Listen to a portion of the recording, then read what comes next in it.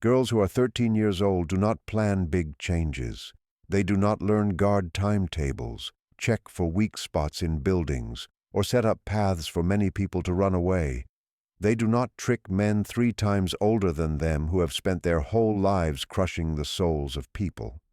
But in the winter of 1856 in Chatham County, Georgia, 2 identical faces looked closely at the Blackwood plantation with eyes that saw not barriers, but chances, not chains, but patterns, not owners, but men with easy-to-use habits. The impossible started on a January morning when those same 2 faces watched something that would decide everything that came next. A woman named Ruth, barely 20 years old, fell down in the rice fields, tired, sick, and pregnant. The overseer, a man named Silas Mohouse, did not care about her reasons. He cared about how much work was done. What happened next took only 3 minutes. 3 minutes that planted ideas in 2 young minds.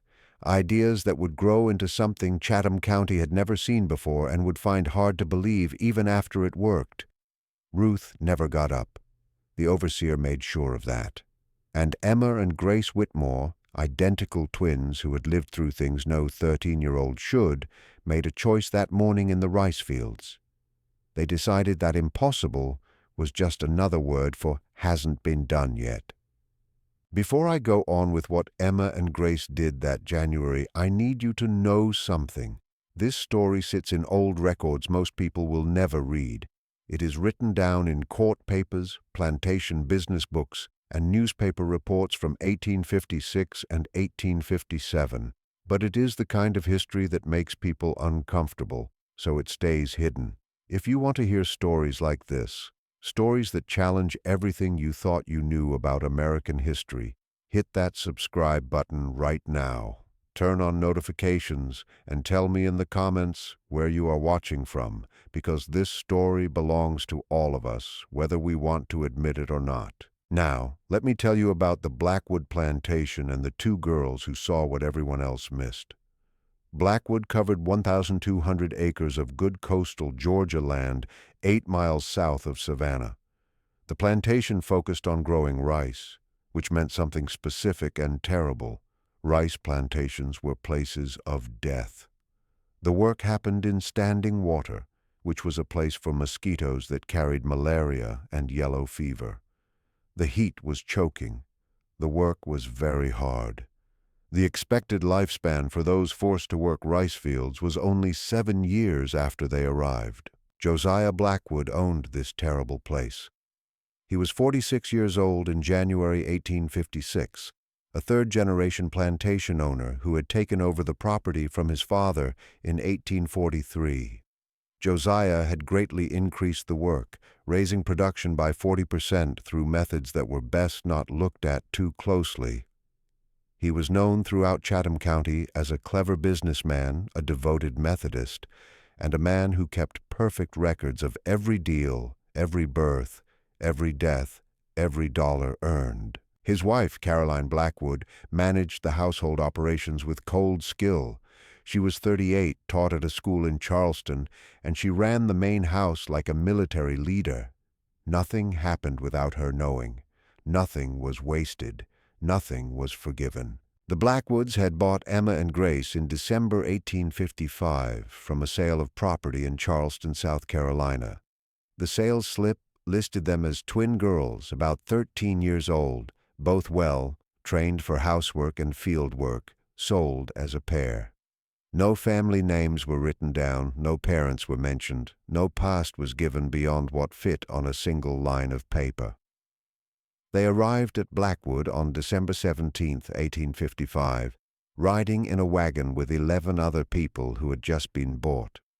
The twins showed no feeling as they looked at their new prison.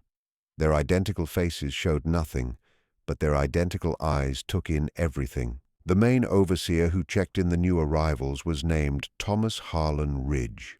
Ridge was 51 years old, built like a bull with hands covered in scars from 3 decades of plantation work. He had been at Blackwood for 18 years, earning his job by showing he could get the most production while losing the least. He understood the business of human pain with the exactness of an accountant. Ridge gave Emma and Grace to work under Caroline Blackwood's eye in the main house. Kitchen chores, washing clothes, cleaning, serving. The twins' small size and identical look made them good for housework. Caroline found them effective and strange at the same time. "They don't speak to each other," Caroline told Josiah one evening in late December. "But they move like they share one mind. One starts a job, the other finishes it without any talk I can see. It's not natural." Josiah ignored her worries. Quiet efficiency was better than fighting back. The twins worked without complaint, did every instruction perfectly, and never made mistakes. Within 2 weeks, they had become almost unseen, just another part of the household system that Caroline ran with such cold ability. But Emma and Grace were far from invisible to themselves. They were watching, learning, making a list of everything. They noted which overseers rode which paths at which times. They watched the ranks among those enslaved at Blackwood, finding out who had power, who felt upset, who could keep secrets.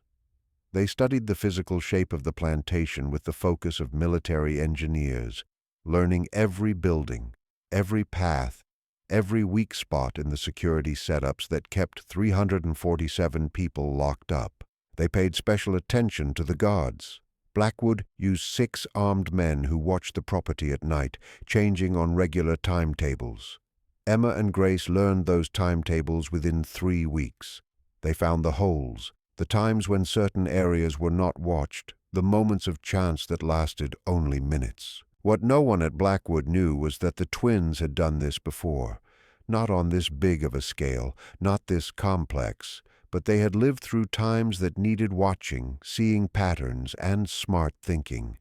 Their history before Charleston was not written down, but it had clearly taught them in ways that should not have been possible for girls their age. The event with Ruth happened on January 14, 1856. The twins were carrying water to the rice fields, a duty that gave them access to places outside the main house. They saw the whole thing from 30 yards away. Ruth had been working since morning, 6 months pregnant, struggling with a fever. When she fell, Silas Mohouse was on her in seconds. He was 34 years old, the overseer whose job was specifically the rice field work. He was known for force that went beyond keeping things in order, force that seemed to feed something broken in his mind. Mohouse kicked Ruth twice, hard enough that everyone within 50 yards heard the sound. When she did not get up, he used his leather strap. 5 hits across her back and shoulders while she lay in the mud and water. Then he walked away, leaving her there unconscious, face down in 4 inches of standing water. Other workers pulled Ruth from the water before she drowned. But the harm was done. She lost the baby that night. She got an infection that would kill her within 2 weeks. Emma and Grace watched all of this without showing feeling. They stood 30 yards away holding water buckets, their identical faces showing nothing, while their identical minds processed what they had seen and reached the same thought at the same time. This must stop, not just for Ruth, but for everyone. And if stopping it needed doing the impossible, then they would do the impossible. That night, lying in their shared sleeping place in the servants' rooms next to the main house, Emma whispered to her sister for the first time since coming to Blackwood, "We can't fight our way out by killing this time." Grace knew what she meant right away. At their last place, whatever it had been, using force against single cruel people had worked. But Blackwood was too big, too well guarded, too organized. Killing one overseer would just mean he was replaced. Killing many overseers would cause official searches they could not survive. They needed something different, something bigger, something that had never worked out well in coastal Georgia before. "We need to get everyone out," Grace whispered back. Emma nodded in the darkness. All of them, at once. What they were thinking about was crazy. Mass escapes did not work. The system set up to stop exactly this kind of action was too complete. Armed watchers, tracking dogs, organized groups of slave catchers, laws that turned every white citizen into someone who would help enforce the rules. The whole way of life in the South was set up to make what the twins were planning impossible. But Emma and Grace had learned something that Josiah Blackwood and Thomas Ridge and Silas Morehouse had never thought about. Impossible just meant no one had figured out how yet, and the twins were very, very good at figuring things out. Over the next 3 weeks, Emma and Grace studied Blackwood with intense focus. They drew maps of every building, every fence line, every road and path within 5 miles of the plantation. They found the places of nearby plantations and their patrol paths. They noted the schedules of supply wagons, the times visitors from merchants and traders came, the routine of life that ruled the wider area of Chatham County. They also started building relationships carefully and with thought. The twins had learned that silence made people trust them. People spoke easily around servants who never talked back, never asked things, never showed feelings. Emma and Grace used this. They listened to talk between overseers, learning facts about patrol work, how they communicated, and what they would do in emergencies.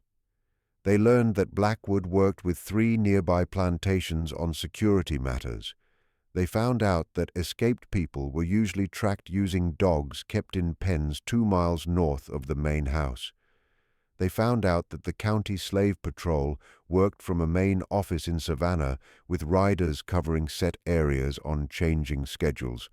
All of this information went into their mental list, sorted and checked until patterns appeared.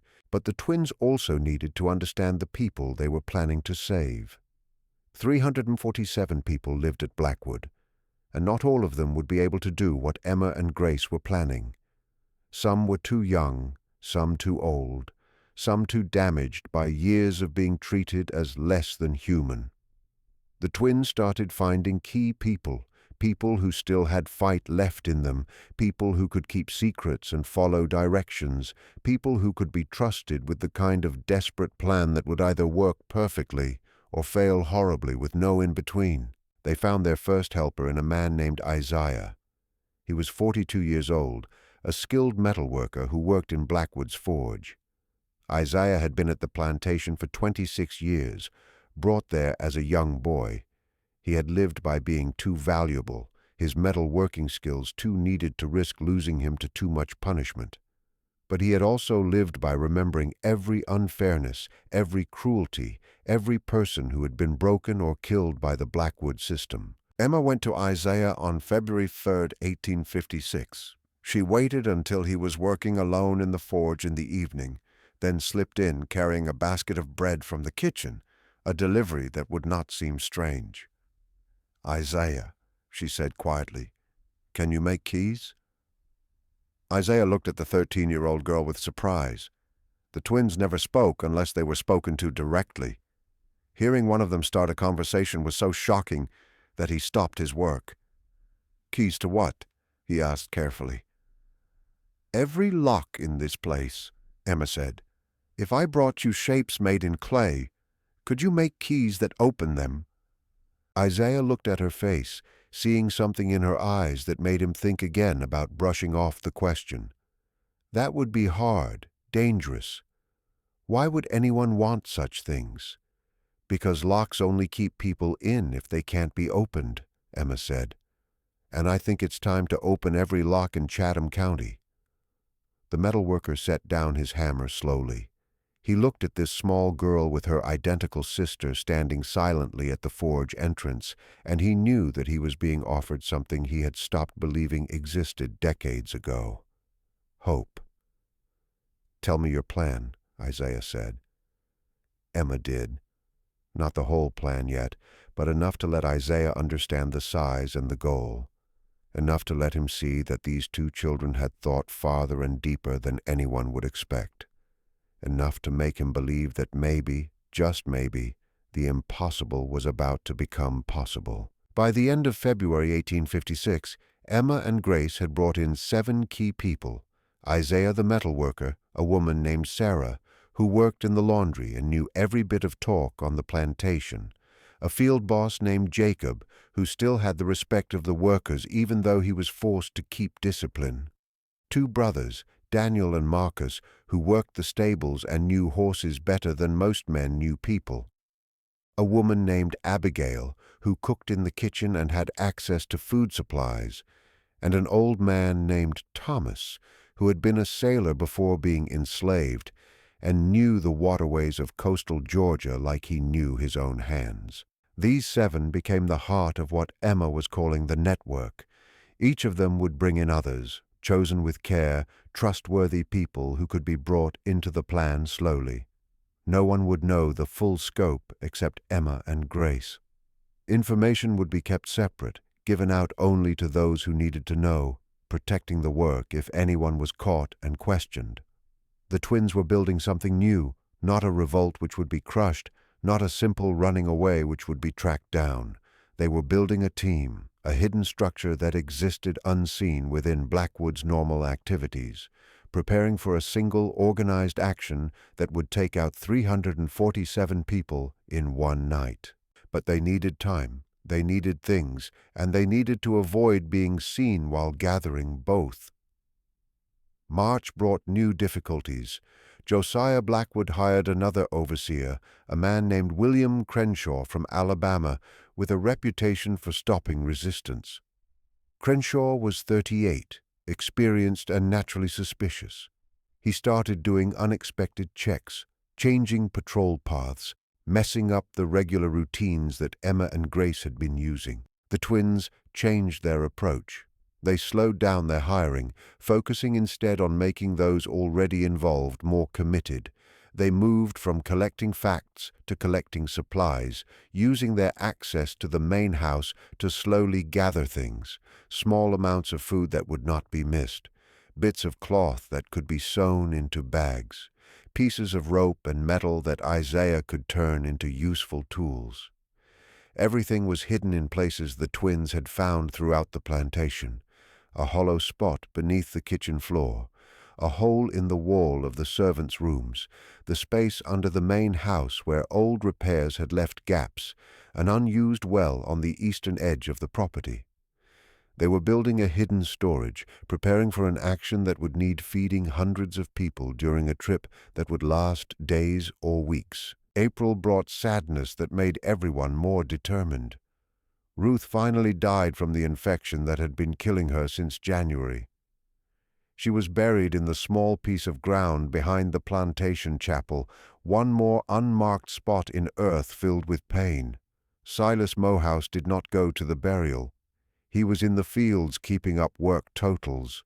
Emma and Grace stood at that burial, surrounded by people who had known Ruth, who had cared for her, who had watched her die slowly and painfully, and the twins made a silent promise to Ruth's memory. This would work.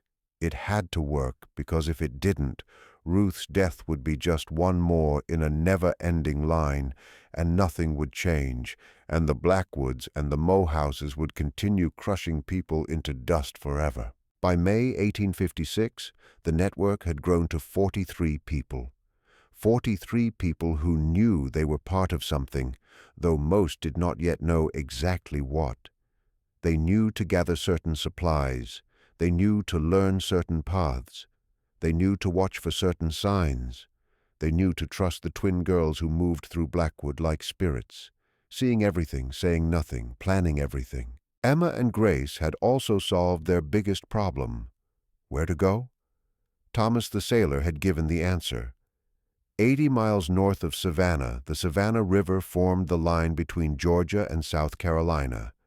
But that line was leaky, made complex by river islands and swampy land that made travel difficult.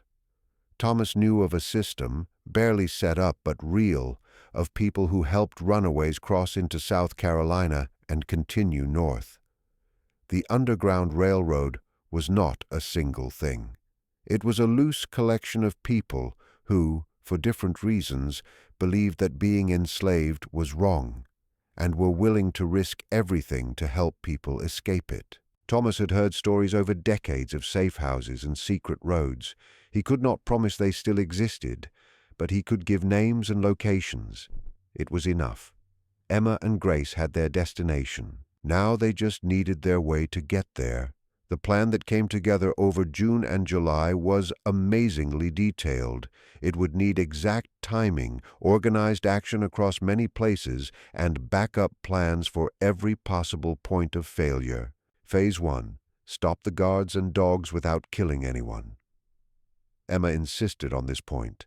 Deaths would start a huge search for them, but guards who were made unable to act would slow down the response time enough to create the chance they needed. Phase 2. Open every lock at the same time. Isaiah had been working on keys for 4 months using the clay shapes that Emma and Grace provided. He had made master keys for the rooms where people slept, the storage buildings where supplies were kept, and the stables where horses and wagons waited. Phase 3. Move 347 people 8 miles to the Savannah River using paths that avoided main roads and patrol areas. This would happen at night with the group split into smaller parts that would travel separately and meet up at the river. Phase 4.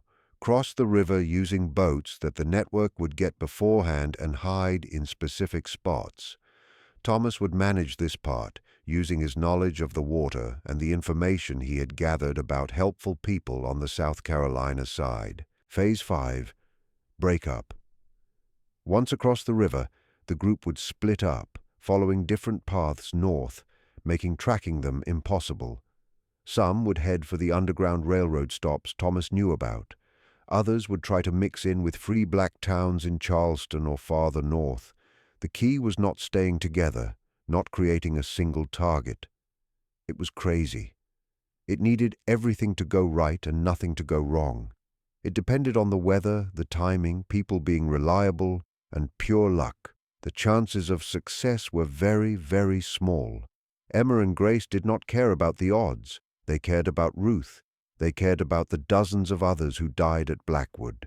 They cared about the 347 people who were still alive and suffering and deserving of a chance, however small, at freedom. By August 1856, everything was set. The supplies were hidden. The keys were made. The paths were learned by heart. The boats were acquired and concealed. The network knew their jobs. 68 people now formed the central group, each of them in charge of guiding specific others during the escape. Emma and Grace set the date, September 23, 1856. A night when the moon would be dark, giving the most cover. A night when Josiah Blackwood would be in Savannah for a business meeting, reducing the number of people at the main house.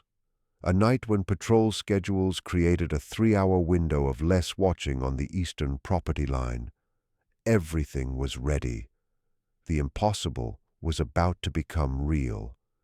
2 13-year-old girls who had lived through hell and learned to think like army leaders were about to try something that would be remembered as the biggest successful mass escape in Georgia history if it worked. The final 3 weeks before September 23rd moved with painful slowness for Emma and Grace. Every morning they woke wondering if this would be the day someone spoke. Someone broke under the pressure. Someone gave away the plan that 347 lives depended on. Every evening they counted down the hours left, recalculating risks, checking over backup plans, preparing for terrible failures they hoped would never happen. But the twins also had to keep things perfectly normal. They served meals in the main house with the same quiet skill they had shown since December. They did their duties without change. They gave Caroline Blackwood no reason to be suspicious, gave Thomas Ridge no cause for more close watching, gave William Crenshaw nothing to look into. The acting needed amazing self-control. Emma and Grace were 13 years old, carrying the weight of an action that would have been hard for experienced military bosses, and they could not show strain, could not reveal stress, could not let anyone see the constant counting running behind their identical faces. On September 10th, they had their first serious problem. William Crenshaw found out that supplies were missing from one of the storage buildings. Not large amounts, but enough to notice. Flour, salt, pork, dried beans, the kind of food someone might take if they were planning a trip. Crenshaw started a search right away. He asked questions to workers, searched the rooms, checked storage areas for signs of stealing. He was orderly and complete, exactly the qualities that made him dangerous. Emma and Grace watched the search unfold with carefully hidden worry. Most of their hidden supplies were in places Crenshaw had not found yet. But if he looked systematically, he would eventually find something. And finding something would cause the kind of close watching that would expose the whole operation.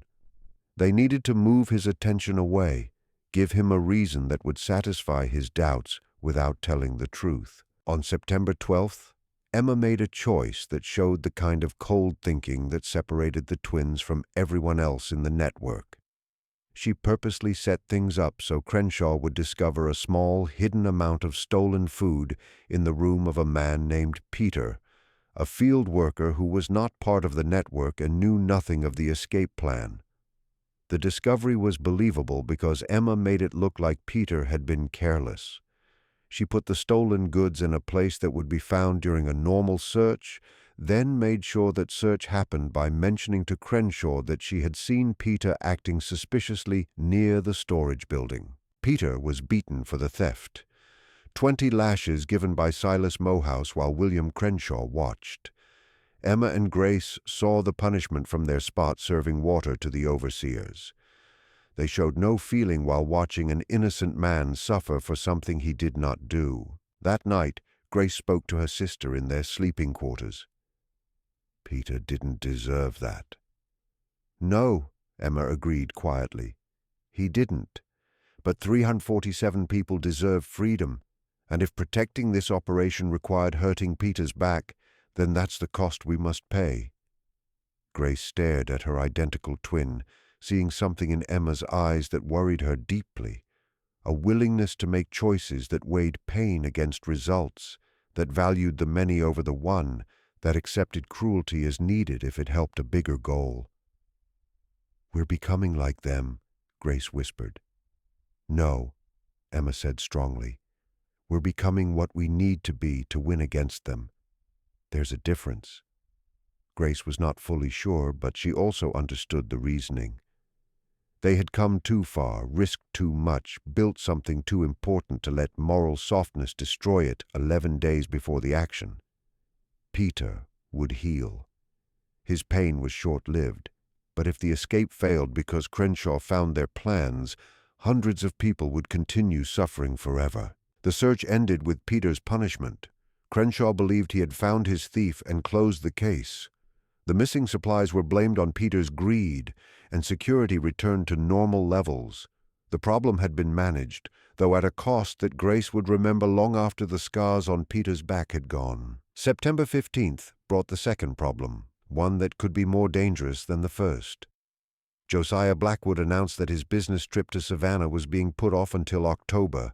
He would be at the plantation on September 23rd, meaning the main house would be fully staffed and alert during the escape window. This changed everything. The twins had planned for fewer people at the main house, fewer people to notice when 347 others disappeared into the night.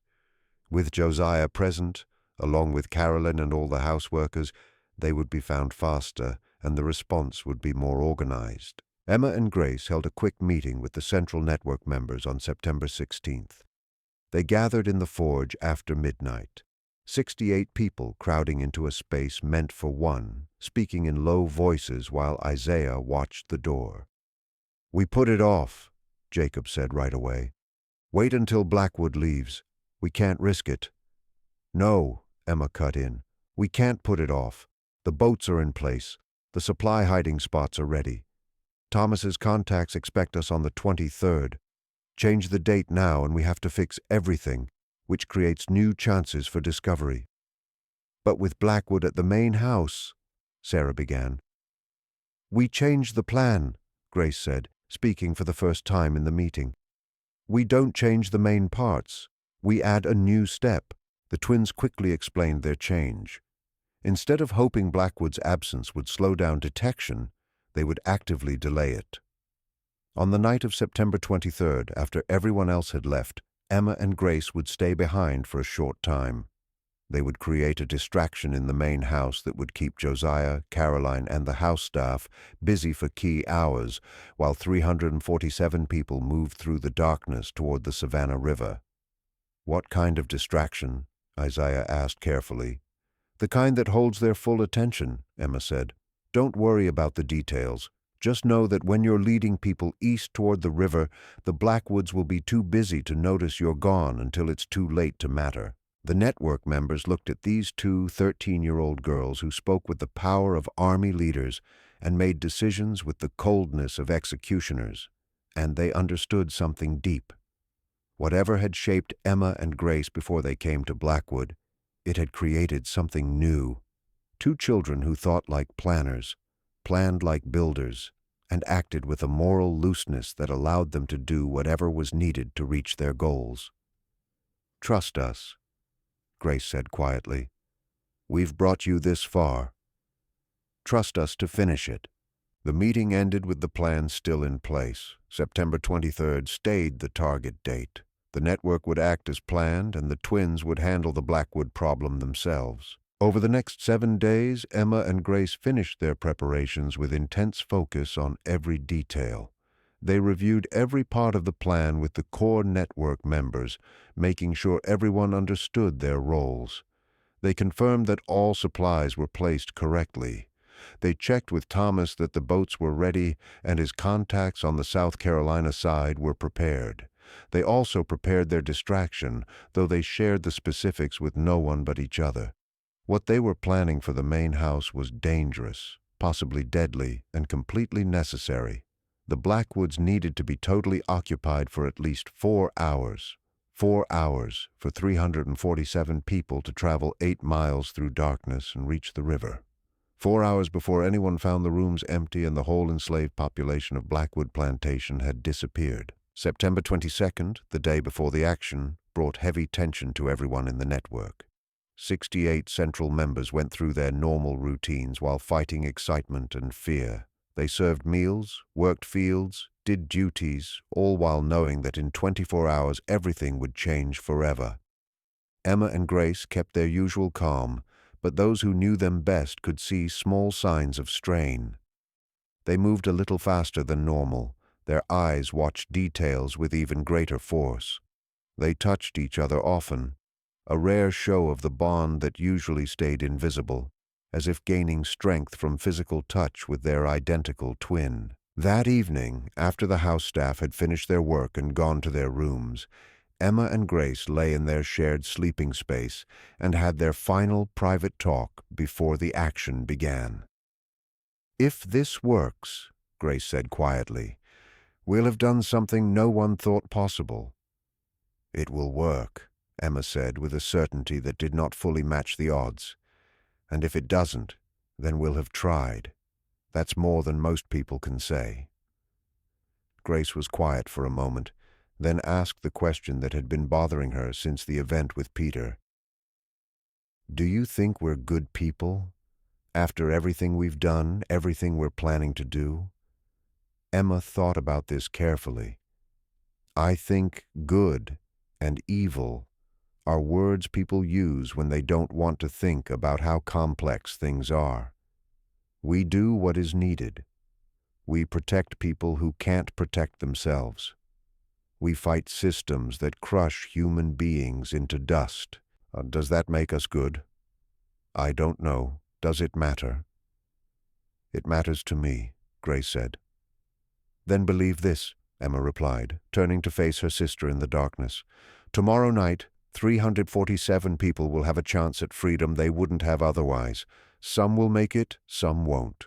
But all of them will know that 2 girls who barely reached their 14th year cared enough to try the impossible. History can judge whether we were good or evil.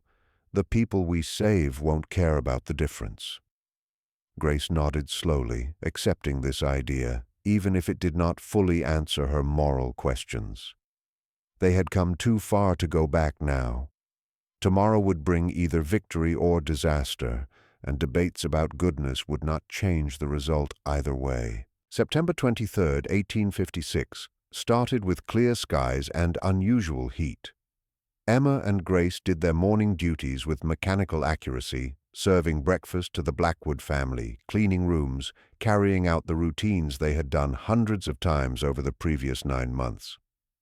Josiah Blackwood was in a particularly good mood that morning.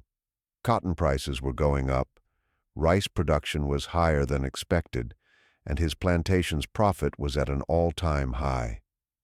He talked about plans to expand with Caroline over breakfast, while the twins served coffee and eggs, unseen as always, 2 more pieces of human property that existed to make their owners comfortable. Neither Josiah nor Caroline noticed the way Emma's hands shook slightly when pouring coffee.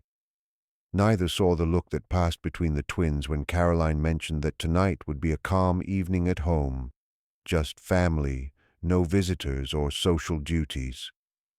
Perfect, Emma thought. Absolutely perfect.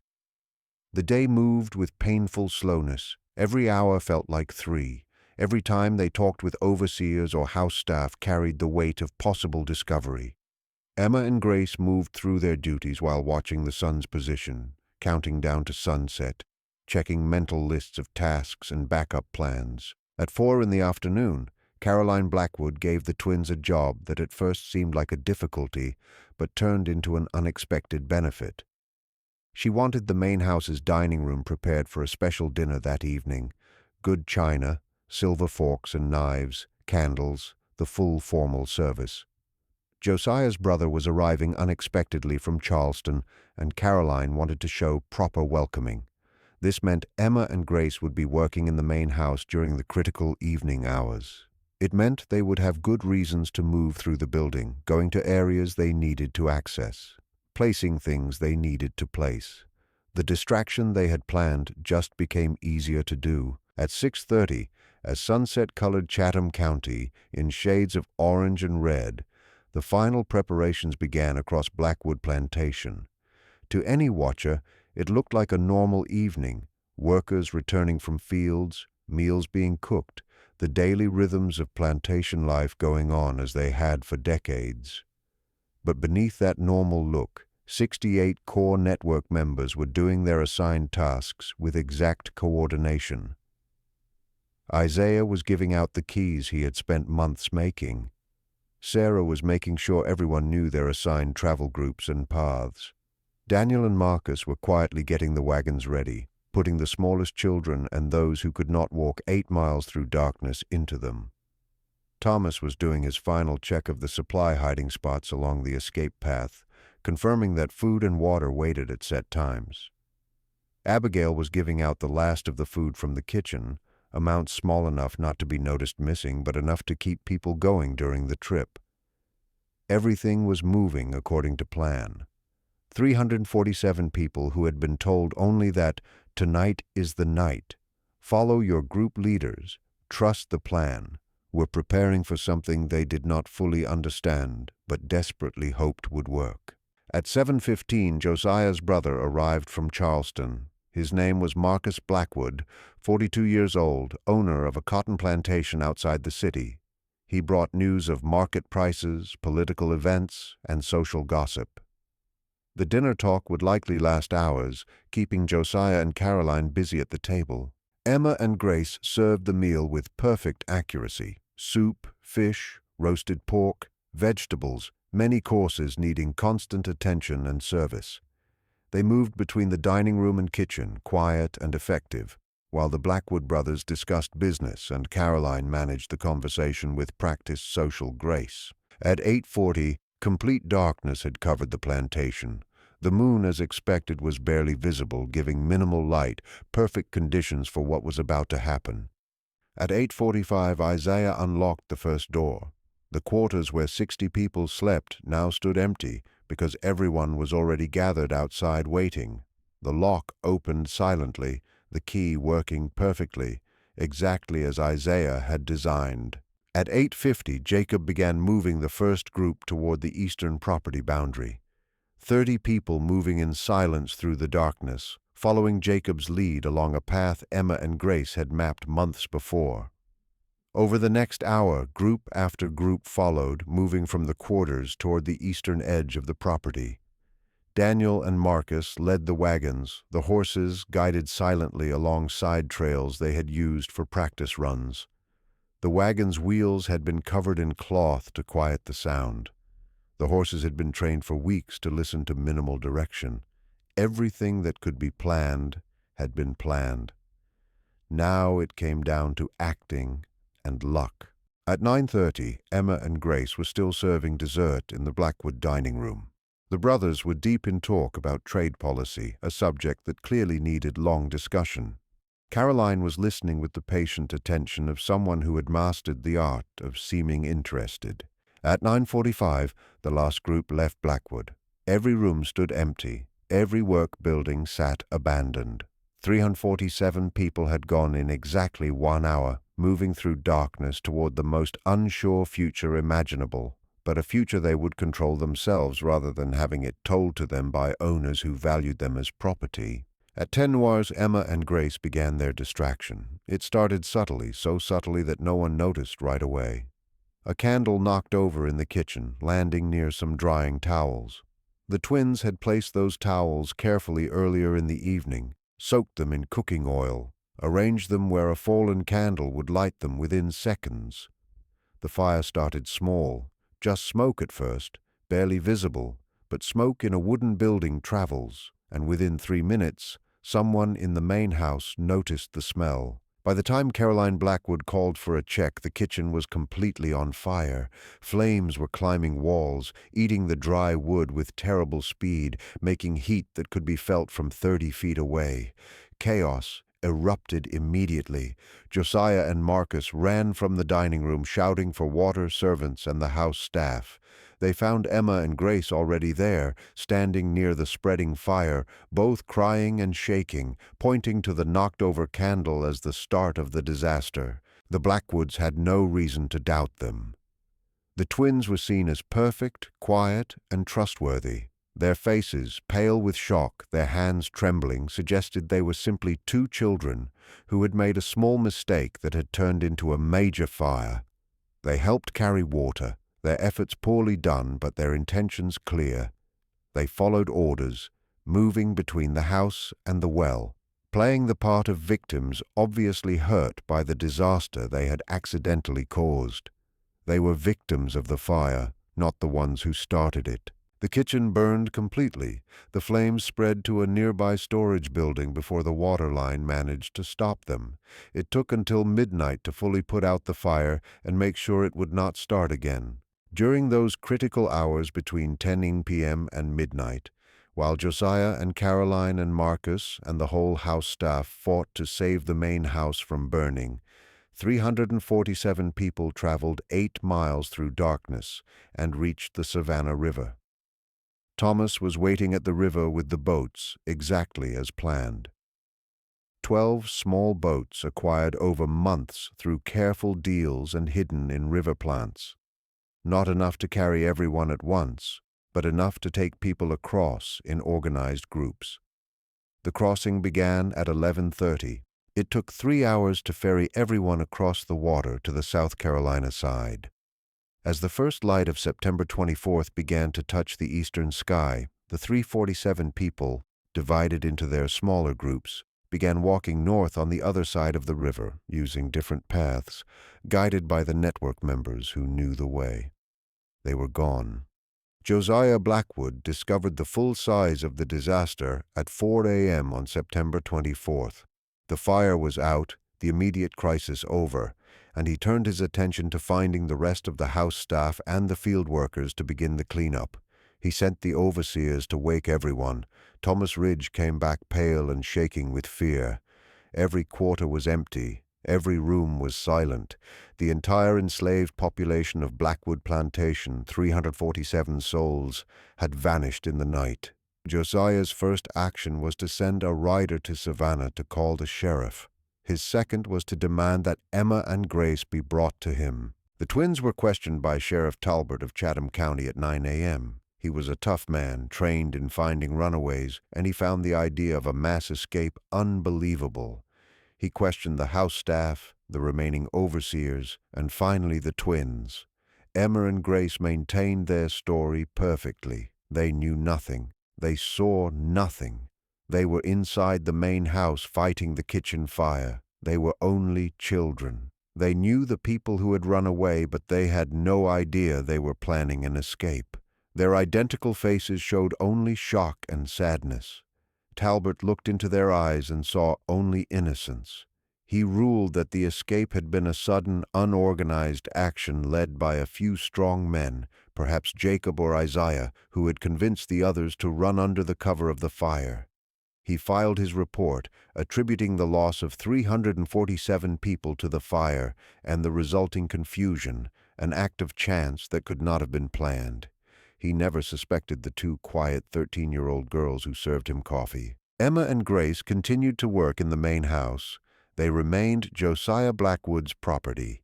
They watched as the plantation slowly began to fill with new people bought over the following months to replace those who had run away. They listened as Josiah and Caroline complained about the lack of good help, the high cost of replacement people, and the total destruction of their kitchen. They heard the constant fear in the overseers' voices, the new routines, the doubled patrols, the purchase of more dogs.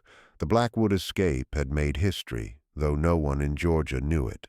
By January 1857, the plantation was running again, though with a nervousness that had not been there before. One day, Caroline Blackwood was reading a newspaper discussing events far to the north, when she casually mentioned a story to Josiah. "They've arrested a man in Pennsylvania, caught with over 300 runaways from Georgia. Can you believe the scale of it?" Emma, who was cleaning the dining room during this talk, showed no feeling, but her heart was beating fast. 300 people from Georgia in Pennsylvania. It could be chance, or it could be proof that the network had reached places where they could build new lives. That night, Grace whispered to her sister in their sleeping quarters, "Do you think it was them?" "Some of them," Emma said. "Not all. 300, not 347. Some didn't make it. Some went different directions. But yes, I think a large number reached Pennsylvania." "We did it," Grace said, her voice filled with wonder and relief. "We actually did it." "We did it," Emma confirmed. "And now we need to decide what we do next." This question had been filling both twins' thoughts for months. They had finished their goal at Blackwood. They had proven that mass escape was possible, but they themselves remained enslaved, still owned by Josiah Blackwood, still caught in a system they had shown could be beaten but not yet destroyed. They could run. With their proven skills and the supplies they had built during 9 months of planning, escape would be relatively easy. But running meant leaving everyone else, still suffering under the Blackwood system and at plantations throughout Chatham County. Or they could stay, use their unique position as trusted servants, whose part in the September escape had never been suspected, build another network, plan another impossible action. The decision was not hard. Emma and Grace had not survived their unknown previous experiences just to save themselves. They had gained abilities for smart thinking and organized action that would be wasted on just their own escape. They were weapons that could be aimed at a system that deserved to be destroyed. They stayed. Over the next 6 months, the twins carefully built a new network among the new arrivals. A second action would face higher security and increased suspicion. Everything would need to be smarter, more carefully hidden, more perfectly done. By March, the twins had recruited 5 central members from the new people. Not enough for a mass escape, but enough to begin planning something different. If they could not take everyone out at once again, without causing the kind of security response that would make success impossible, perhaps they could do a series of smaller actions, 10 people at a time, moving through carefully set up paths, spacing the escapes out to avoid creating a clear pattern. But in April 1857, everything changed. Sheriff Talbot received a letter from officials in Pennsylvania. The letter contained testimony from several people who had escaped from Blackwood on September 23, 1856. They were giving information in exchange for promises they would not be returned to Georgia. The testimony detailed the organization of the escape. It named central network members. It described the planning process, the supply hiding spots, the path coordination, and it mentioned briefly but clearly that two young twin girls who worked in the main house had been present at planning meetings and had seemed to have deep knowledge of the action. Talbot read this testimony with growing certainty. He had questioned those twins. He had dismissed them as shocked children. But the letter from Pennsylvania suggested he had made a terrible mistake in judgment. On April 15, 1857, Talbot returned to Blackwood Plantation. He asked for another talk with Emma and Grace, this time without Caroline present. He wanted to watch them without the protective presence of their owner. The twins knew immediately that something was different. Talbot's manner was changed. He watched them with a force that suggested he now saw them as enemies. "You told me you saw nothing unusual before the escape," Talbot began, his voice low and firm. "You told me you were fighting the kitchen fire and knew nothing of a plan." "That's correct, sir," Emma said, keeping her eyes downcast, a sign of respect and fear that was completely fake. "We only learned about the missing people the next morning." "Did you ever see Isaiah the blacksmith working late?" Talbot asked. "Did you ever take food or water to him in the forge?" "Yes, sir," Grace confirmed. "Sometimes we brought bread or water to workers in various buildings." "Did you ever see anything strange during those visits? Anything that seemed out of place?" The twins understood the trap. Talbot had information that went against their previous claims of knowing nothing. He was testing whether they would stick to their story or change it. Either answer carried risks. Emma made a choice that showed the smart thinking that had marked every action since coming to Blackwood. She would give Talbot part of the truth, enough to satisfy his doubts without revealing the full extent of their involvement. "There were some nights," Emma said slowly, as if unwilling to share information, "when we saw people gathering at the forge. We didn't understand what they were doing. We were scared to ask because it seemed like something we weren't supposed to see."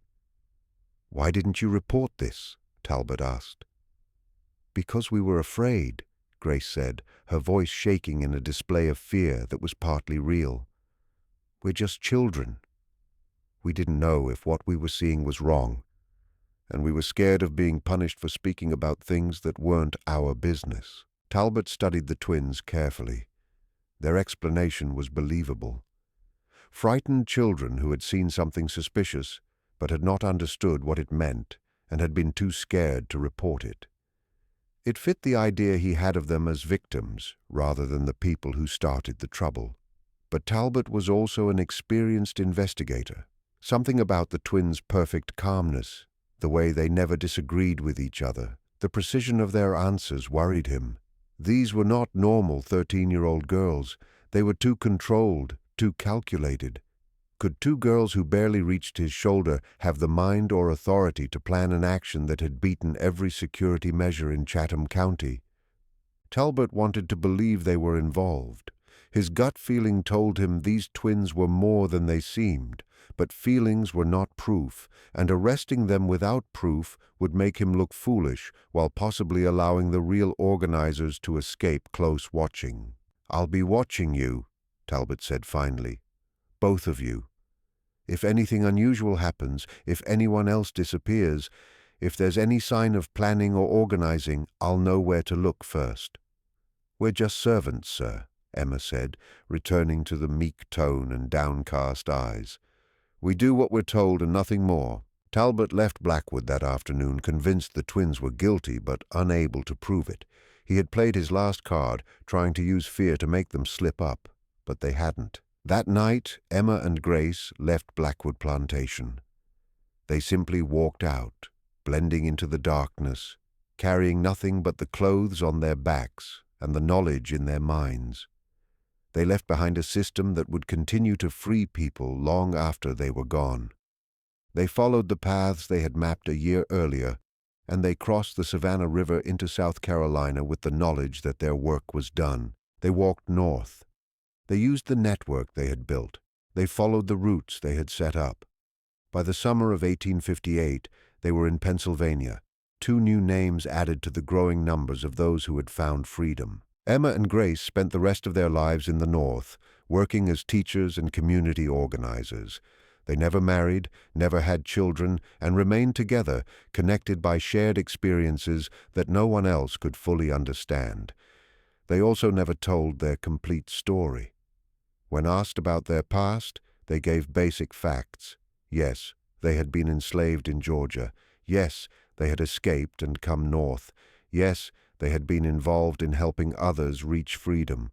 But the full details, the planning and execution of the Blackwood escape, the smart thinking that had freed 347 people, the knowledge systems they had created, all of that remained private. In 1872, 7 years after the end of slavery, Emma and Grace received a letter from Chatham County, Georgia.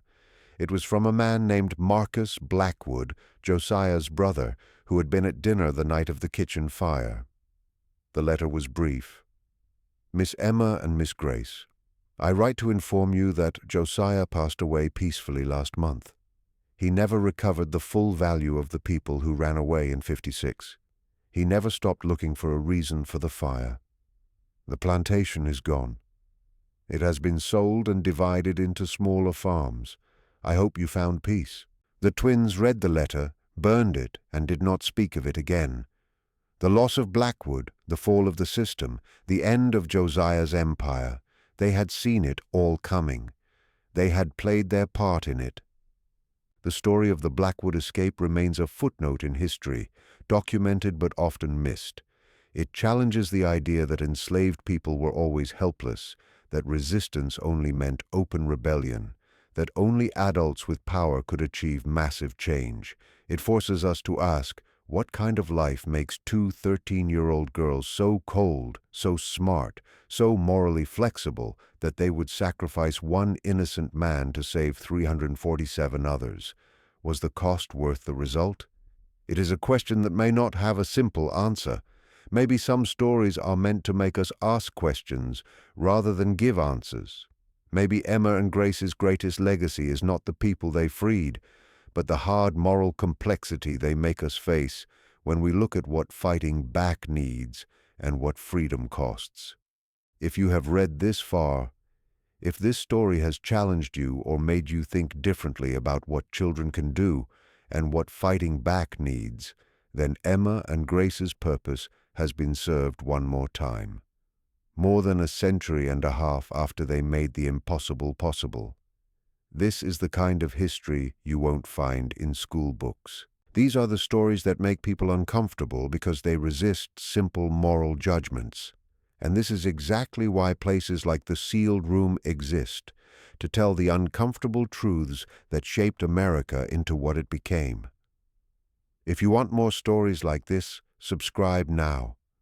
Turn on notifications and tell me in the comments, what do you think about Emma and Grace? Were they heroes, practical people, something else entirely? The answer matters less than the fact that you're thinking about it, because that's what history should do. Not give comfortable stories, but force us to face complexity and decide for ourselves what we believe about people who did amazing things in amazing circumstances. Emma and Grace would probably like the debate. They spent their lives making people question assumptions. Why stop now?